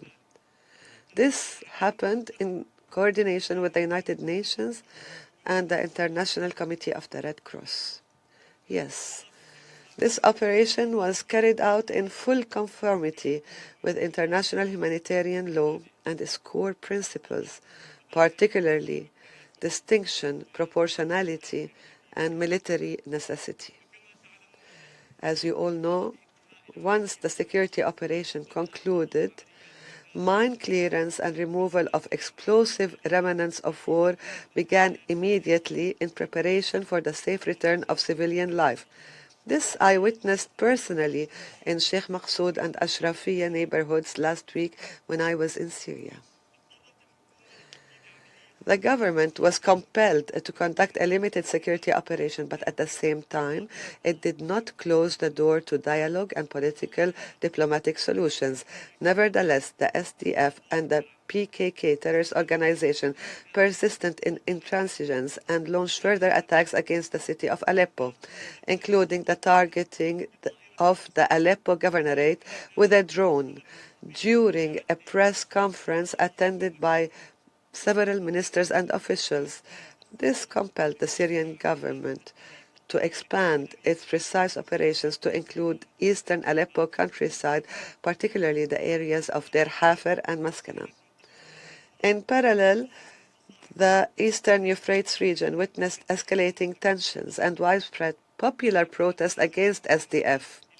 This underscored the urgent need to address this swiftly with an inclusive national framework that preserves the country's unity, safeguards civil peace, and ensures civilian protection. Throughout these rapidly unfolding days, the Syrian government kept the door open to dialogue and political solutions. Out of concern for avoiding escalation, protecting civilians, and ladies and dear colleagues, ladies and gentlemen, an initial comprehensive agreement was reached on a ceasefire and full integration between the Syrian government and the Syrian Democratic Forces. This agreement was reached on the 18th of this month. However, the implementation encountered difficulties. SDF reneged on the agreement the following day. Despite this, the Syrian government continued its diplomatic efforts and reopened the door to solutions that will garner consensus. A mutual understanding was reached with SDF regarding several issues related to the future of Al-Hasaka governorate. As you all know, the Syrian government agreed to grant SDF a 4-day deadline to conduct consultations and develop a detailed plan for the practical mechanism of integration of these regions. It was confirmed that, in the event of an agreement, Syrian forces would not enter the city centers of Hasaka and Qamishli, and they would remain on their outskirts until the detailed plan was finalized and a timetable established for full integration of these regions. It was also agreed that local security forces would operate in areas inhabited by our Syrian citizens and that Mr. Abdi would nominate names from the Kurdish members of SDF from the local population for the post of Deputy Minister of Defense, Governor of Hasaka, membership in the People's Assembly, and for employment in various state institutions. This is inclusive Syria. Unfortunately, and despite serious wisdom and restraint in handling this matter, SDF continues to date to violate the ceasefire since the announcement of this understanding.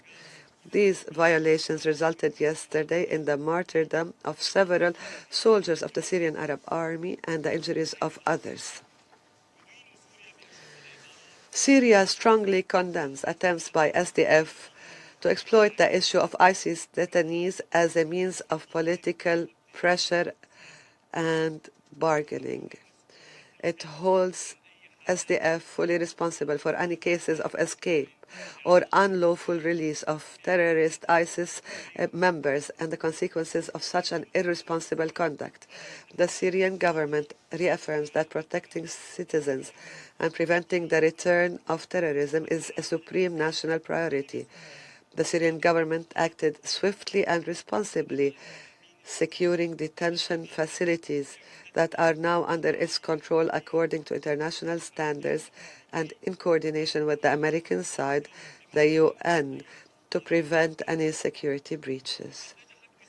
The Ministry of Interior successfully apprehended the majority of the escaped members and continues its efforts to follow the remaining ones, stressing that extending state sovereignty and the rule of law is the only permanent guarantee of security, stability, and effective counterterrorism. In this regard, the Syrian government welcomes the American operation to transfer ISIS detainees out of Syrian territory, and affirms its readiness to provide the necessary logistical and security support to ensure its success.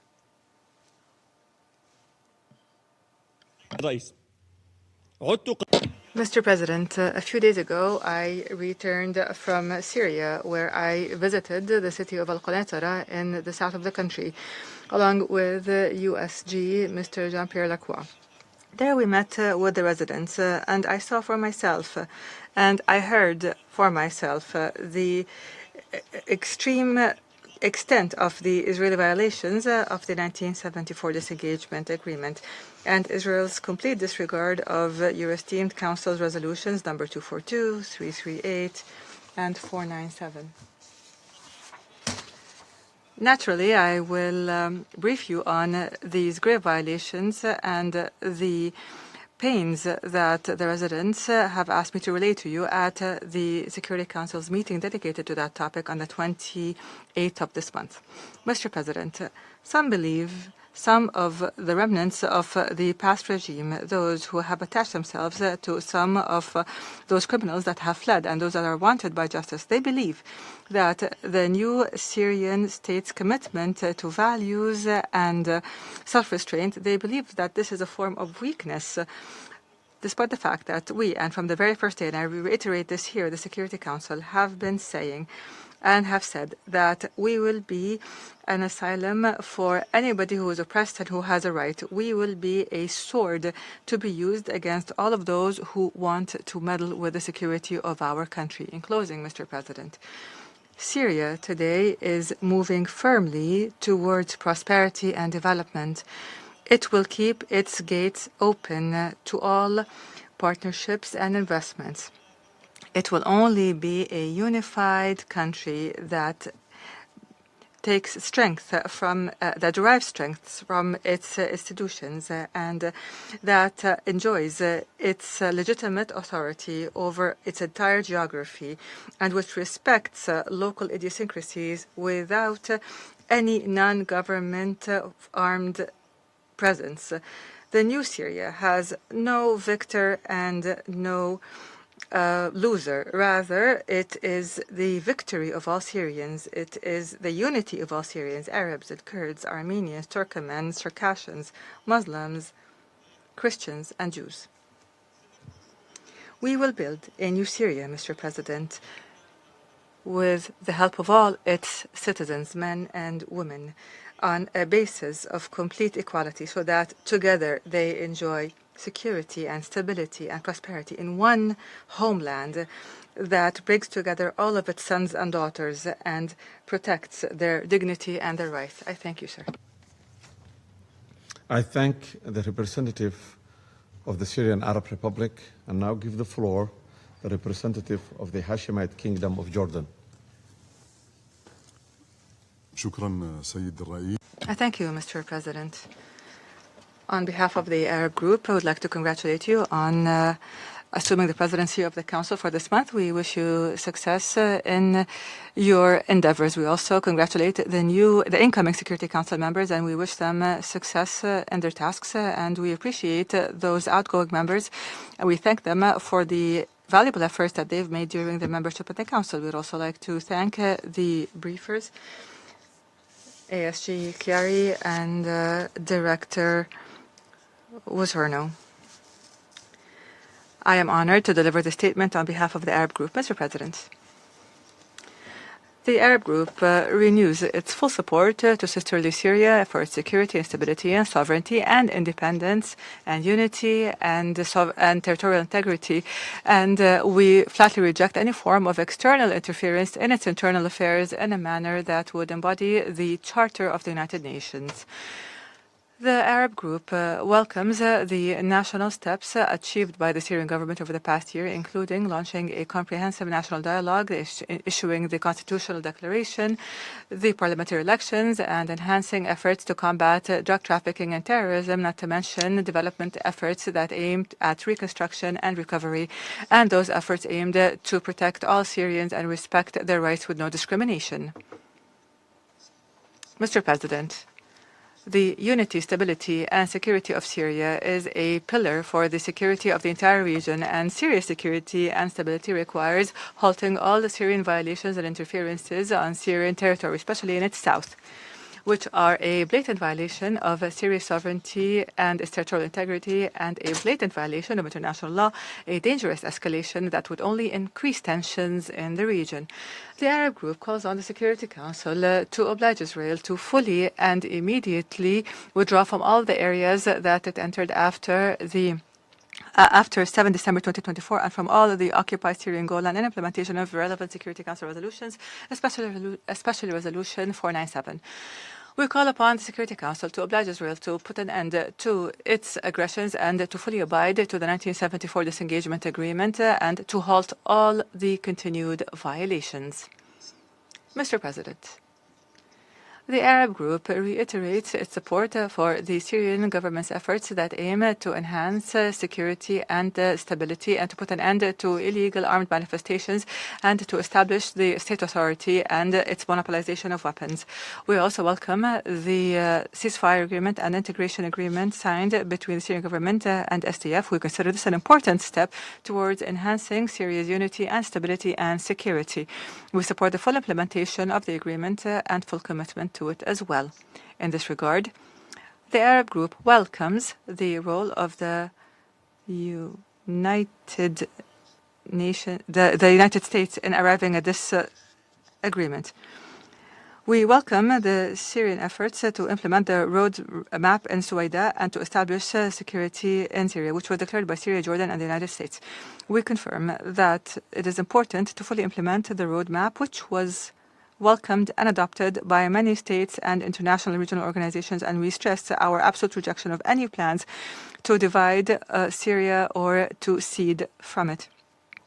Mr. President, the Arab Group welcomes the constructive Syrian cooperation with the United Nations and OPCW in a manner that reflects the Syrian government's commitment to international criteria and its care to push forth cooperation with international organizations. We urge the United Nations and its agencies to offer all forms of support to the Syrian government in a manner that would allow it to achieve recovery and reconstruction and help local communities that have suffered from the conflict that Syria witnessed over the past years. We call for enhancing Syrians' ability to allow for the safe, dignified, and sustained return of refugees to their country and to furnish them with the necessary conditions to do that. We value the important role that has been played by host countries that were hosting Syrian refugees, and we call on the international community to increase and expand support given to host states which cannot bear this responsibility alone and on behalf of the international community. Mr. President, the Arab Group welcomes the lifting of the sanctions imposed on Syria and the fact that the U.S. Congress has cancelled the Caesar's Law, which would allow the Syrian people to start a new phase of recovery and reconstruction and prosperity. We call for lifting all sanctions that remain on Syria. We encourage the international community and international financial institutions and the business sector to expand investments in Syria in order to support the national economy and enhance reconstruction efforts to serve the local communities and the Syrian people and helps them achieve security and stability and prosperity. In closing, the Arab Group confirms its firm support for Syria and its people as they head towards a safe and prosperous state that is based on justice and equality and the rule of law, and which preserves the rights of all Syrians. I thank you. I thank the representative of the Hashemite Kingdom of Jordan, and I'll now give the floor to the representative of Turkey. Mr. President, we thank ASG Chiari and Director Vosornu for their comprehensive briefings. The past weeks have marked the most consequential shift on the ground in Syria since the revolution. The situation has changed significantly following the recent clashes in Aleppo, Raqqa, and Deir ez-Zor. Syrian people and the government have restored control over substantial parts of their territory. These areas had been unlawfully seized by those who exploited years of prolonged instability and subjected civilians to grave abuses. Despite provocations by terrorist elements in the northeast, Syrian army acted within the chain of command. It demonstrated discipline and avoided actions that could have harmed civilians. By prioritizing negotiation, Syrian government resolved the situation with minimal damage. We consider these developments as important case for lasting peace, calm, and stability in Syria. In this context, I warmly congratulate the Syrian government, the Syrian army, and the brotherly Syrian people. I also convey our condolences to those who lost their lives. Mr. President, recent developments have also demonstrated the support the Syrian government enjoys among its people, as well as the capacities it has developed. Various segments of Syrian society have made it clear that they will no longer tolerate the so-called SDF. Centrifugal and divisive projects targeting Syria's unity have no future. Reports of destruction of civilian infrastructure and mass killings of civilians by the remnants of these terrorist elements, including in Hasake province, are deeply alarming. At the same time, these events reflect the true nature of this terrorist organization, which now has become more evident. The events of these past 2 weeks and the violations committed by this terrorist organization confirm the validity of Turkey's long-standing position. The so-called SDF was neither Syrian nor democratic nor a force. It was an extension of PKK-YPG terrorists. Mr. President, Turkey fully supports the Syrian state's efforts to build a united, sovereign, and independent Syria in which all ethnic origins, beliefs, and sects coexist side by side. Through a presidential decree to eliminate the problems faced by the Syrian Kurds during the Assad regime in various areas, including language and citizenship, the Syrian government has once again confirmed that Kurds are equal and honorable citizens of Syria. As Turkey, we will continue to support the government's efforts to build inclusive governance structures that reflect the country's diversity. We hope that the ceasefire and full integration agreement announced by the President Shara will make an immediate and meaningful contribution to security and stability. This effort must rest on Syria's territorial integrity and unity. The PKK-YPG should refrain from any attempt to undermine the implementation of this agreement. Handover of border crossings and detention centers and camps to the Syrian government must proceed smoothly and without delay. Current dynamics on the ground, together with genuine commitment to the agreement, can pave the way for real integration. The more the Syrian people unite around a single representative authority, the easier it will be to overcome remaining challenges. And from now on, Syrian resources will be used for the benefit of the whole Syrian people. Mr. President, images from the streets of Aleppo, Raqqa and Deir ez-Zor and other cities reflect the Syrian people's deep longing for peace. After more than 13 years of suffering, immense loss and sacrifice, Syrians are embracing hope once again. No one has the right to ignore this reality or to sabotage this climate of hope. We will spare no effort to ensure the complete elimination of terrorist presence in Syria in all its forms and manifestations and support the resolution and actions of the Syrian government. Thank you. I thank the representative of Turkey for his statement and now give the floor to the representative of Israel. Thank you, Mr. President. First, I would like to welcome the new members of the Security Council and thank the briefers. Mr. President, in our region, intentions do not create security. Actions do. Israel and Syria have taken a cautious step with US support to establish a communication mechanism. We welcome it, and we hope it can support real and ongoing coordination on security, de-escalation, and diplomacy. But what matters is not intention, it is action on the ground. The situation in southern Syria directly affects the safety of Israeli civilians. Armed groups, radical elements, and instability near our border are not theoretical risks. They are real, present dangers. Israel's position is straightforward. There can be no armed militias, no terrorist infrastructure, and no weapons positioned along our border. We know this because we have lived it. You can ask UN officials about what happened to UNDOP, what happened to them when the Assad regime collapsed. UNDOP personnel came under fire from ISIS and other jihadist groups. Our soldiers stepped in to protect them. That showed us just how fast chaos can fill a vacuum. Those risks have not disappeared. In recent weeks, the lack of control has been visible even in the heart of Syria's capital. In November 2025 and earlier this month, rockets struck central Damascus, including the Mazed district, hitting civilian areas and sites near key infrastructure with no clear accountability. That does not boost stability. That shows a lack of control. We are also deeply concerned by reports that ISIS prisoners are being released from prisons in Deir ez-Zor and elsewhere.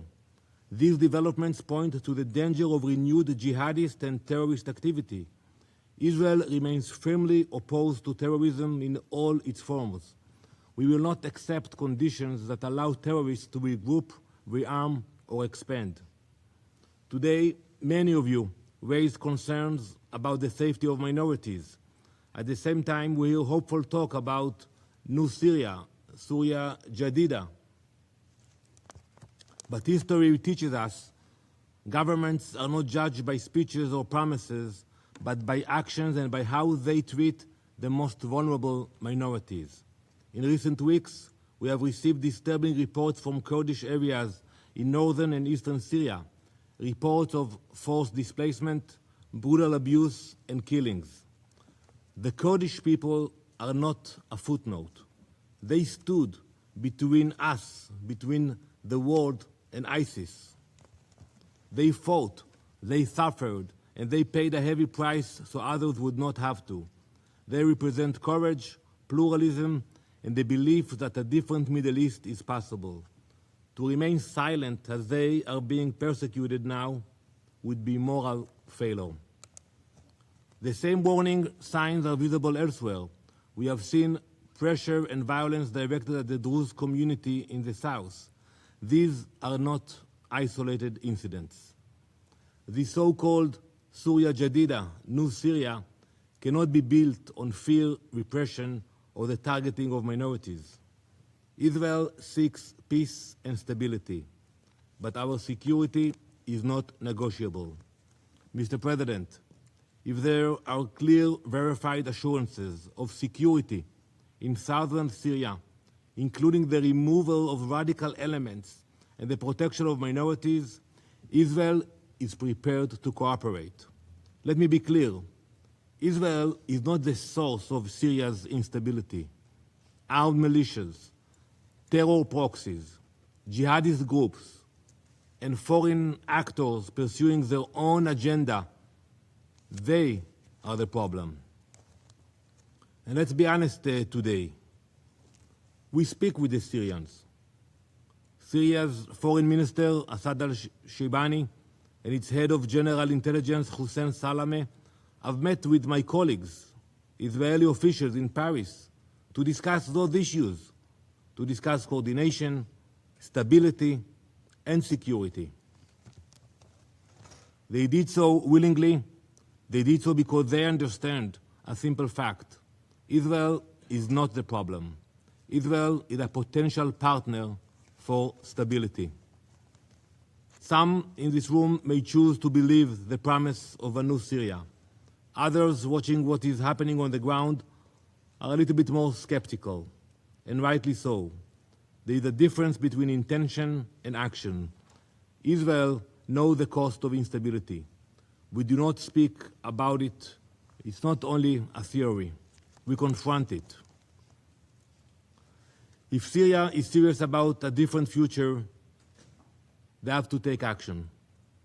Not on blaming Israel, not on slogans, not on political theater. They know exactly what they need to do. They have to remove radical and terrorist elements. They have to protect minorities. They have to restore control on the ground. Without action, intentions mean nothing. Thank you, Mr. President. I thank the representative of Israel for his statement and now give the floor to the representative of Iraq. شكرا سيد الرئيس.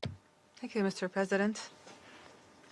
I'd like to take this opportunity to congratulate you on assuming the presidency of the Council this month.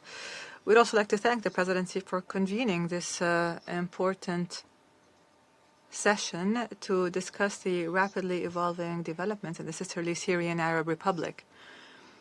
I thank the two briefers for their briefings. Iraq is monitoring with great interest the military and political developments in sisterly Syria, particularly in the governorate of Al-Hasaka and the northeastern regions. The stability of Syria is a fundamental pillar for the security of Iraq and the entire region. In this context, the Republic of Iraq welcomes the announcement of a mutual understanding reached between the Syrian government and the Syrian Democratic Forces, SDF, on the future of Al-Hasaka governorate and the full integration of forces and institutions. What concerns us deeply, Mr. President, are the significant civilian casualties and the situation in the detention centers holding ISIS or Daesh terrorists, the future of camps such as Al-Hol camp and Al-Shadadi prison. We've received reports that these facilities were at times used as bargaining chips or pressure points, leading to breaching the gates and allowing for the escape of terrorist elements. Iraq stresses that the security of these prisons and camps is not simply a local affair. Rather, it's an international responsibility, and it concerns directly a national security issue for Iraq. Any laxity in controlling these sites grants a terrorist organization like Daesh the opportunity to reorganize and to regroup in a manner that would threaten the security of our borders. Here we emphasize the need to work jointly to make sure that these centers remain under firm control. We welcome the Syrian government's assurances that it has regained control over most of them. Mr. President, speaking and dealing with the Al-Hol camp cannot simply be kicked down the road, nor can it be considered a remnant of a past conflict. Rather, it's become an imminent strategic threat. The collapse of al-Shadadi prison, which held dangerous terrorist elements and extremist leaders and tacticians. The collapse of this prison has exposed the fragility of the entire security system. This prison was not simply a detention facility, rather it was a hub for planning and organization. The coordinated escape operations shows that there are command capacities there that can quickly be leveraged within the Al-Hol camp. The real danger does not simply lie in the fugitives or the escapees, rather in an entire generation that has grown up in this camp and has been there for over a decade. We are speaking here of children who were born and raised in an environment that is dominated by extremism and violence, far removed from normal education or civic life. And considering the proximity between Al-Shadadi prison and Al-Hol camp, which does not exceed 100 kilometers, the interaction between the escaped combat experienced elements and this new generation of young persons can become a spark that would set the entire camp ablaze, transforming it from a detention center into a genuine laboratory for the reproduction of armed extremism. Mr. President, in light of the rapidly changing events that Syria is experiencing, Iraq has taken a strategic and courageous decision in coordination with the international coalition, a decision to receive terrorists of Iraqi nationality and other nationalities who were detained in prisons previously under the control of SDF. This decision is a proactive step to prevent the spread of these individuals or these elements, which are considered among the Tier 1 leaders of the terrorist networks. It came to ensure their placement in Iraqi government correctional institutions rather than leaving them in fragile environments that may allow for their escape and allow them to regroup. We announced before this Council that Iraq has indeed received the first batch consisting of 150 terrorist elements, both Iraqis and foreigners, whose hands are stained with the blood of innocents. Iraq reaffirms at this international platform that its reception of foreign terrorists whose states refuse to repatriate them, this is a measure aimed at protecting regional and international security from an imminent threat. Nevertheless, we stress that this issue should not be left to become a long-term strategic burden on Iraq alone. The insistence of some states on considering their terrorist nationals a threat to their national security and the refusal to repatriate them is unacceptable. Our security and military forces are exerting tremendous efforts to secure our borders and to prevent any infiltration. At the same time, we found ourselves obliged to receive thousands of terrorist elements so that we can avoid a security explosion in the region. We call on the international community to provide full support to Iraq's correctional and security institutions and to shoulder its legal and moral responsibilities in dealing with foreign terrorist fighters. Mr. President, we emphasize the importance of taking political steps that promote a national partnership. We welcome the issuance of Decree number 13 on the linguistic, cultural, and citizenship rights of Syrian Kurds as a step towards building a Syria that is strong and unified and based on equality.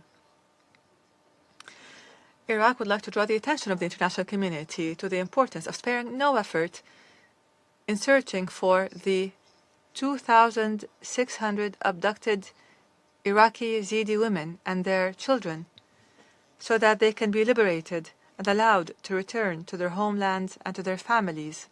In closing, Mr. President, the Republic of Iraq affirms its support for Syria's sovereignty. Iraq rejects any foreign intervention or incursion that violates Syrian sovereignty. We condemn the persistent incursions by the Israeli entity that violate the 1974 disengagement agreement.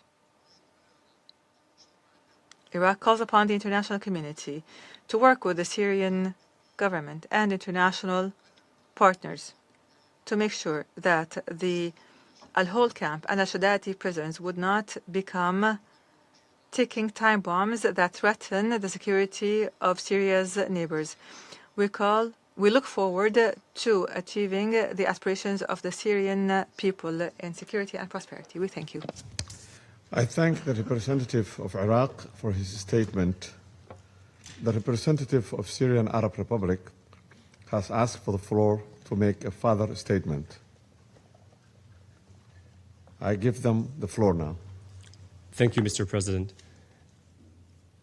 Since the Israeli delegation started participating in these sessions, they've been talking about intentions, and apparently the notes are not being updated with what has been happening on the ground. So perhaps, given that they're having to deal with a lot of UN reports on human rights abuses against Israeli soldiers, I can update them on what has been going on the issues that they have raised with us today.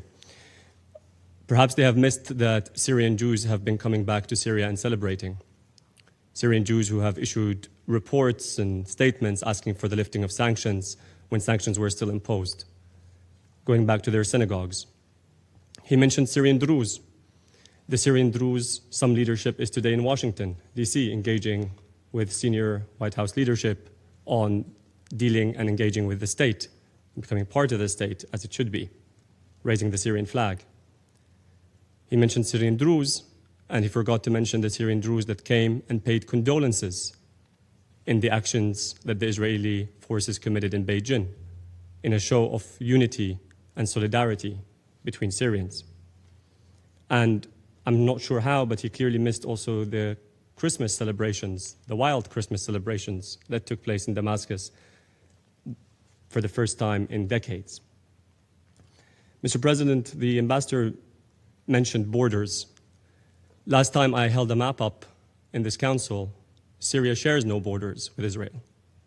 Syria shares a separation area where Ondov is for many, many years, followed by the occupied Golan Heights. This fantasy of borders and walls and protection is not something that unfortunately works in geography, let alone politics. I wanted to save some of this for the next session on the 28th, but as I mentioned, I was there with Undersecretary General Jean-Pierre Lecorroy speaking to Ondov and speaking to Ondov members. The only violations that Ondovs are reporting are those of Israel.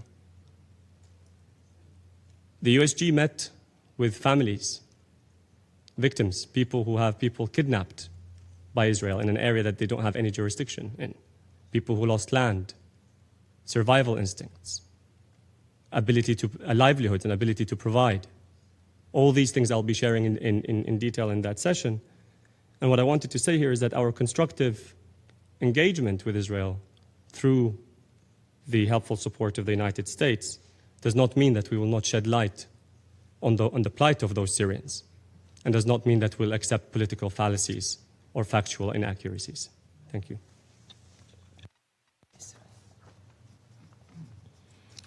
I thank the representative of the Syrian Arab Republic. The representative of Israel has asked for the floor to make a further statement. I give him the floor. Thank you, Mr. President. Ambassador Olabi, you speak about Surya Jdida. I wish, I pray, inshallah, that it will happen. But there is reality on the ground in Surya Jdida, in New Syria, and it's not what you describe here, unfortunately. So we want to see a new Syria, a stable one that treats minorities the way they should be treated. Everything you mentioned here, you know, there are good signs, but there are also bad signs. So if you have to make the choice between confronting the radicals, not releasing ISIS terrorists, confronting the radicals, that will be the way for a stable Syria. But I have to tell you something, you know, I feel that when you come here to the Security Council, It became a battleground, but you know that there is ongoing negotiations. And we mean it. We signed peace treaties with Arab countries, and we will continue to speak with your colleagues in Damascus, but you have to take actions. And you can get an update from your colleagues in Damascus about what is required for us to feel secure and safe in order that we can move on those issues. Thank you, Mr. President. I thank the representative of Israel for his statement. The representative of Syrian Arab Republic has asked for further to the floor. I'll give him for the last time. Thank you, Mr. President.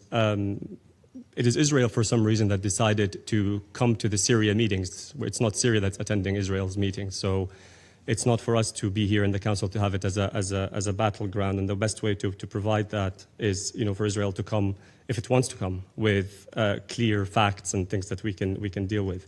He mentioned Syria al-Jadida frequently. Syria al-Jadida, the new Syria, is a Syria for all its components and the one that respects its neighbors, engages in diplomacy, things that all of you have said. But it's not a Syria that relinquishes its land. It's not Syria that does not talk about the rights of its citizens, or once it hears families of victims of the Israeli occupation that would stand idle. If that's the Syria al-Jadida that some countries think we are not. Thank you. I thank the representative of Syrian Arab Republic, and now give the floor for the last time the representative of Israel. Thank you, Mr. President. We appear here too many times, so we have no desire to come here for discussions about Syria. Believe me, Ambassador Olabi, we're going to be here next week, and we have been here 50 times in the year of 2025, more than the discussion this Council held about the conflict between Ukraine and Russia, Sudan, Yemen. You combine all of them together, you had more discussions about Israel. So we have no desire to be here. But since you decided to bring up Israel in your words, we decided to come here. But our desire is to see Syria going to the right path, right of stability, confronting radicals, and moving forward. Thank you, Mr. President. I thank the representative of Israel for this statement. There is no more names inscribed on the list of speakers. The meeting is adjourned.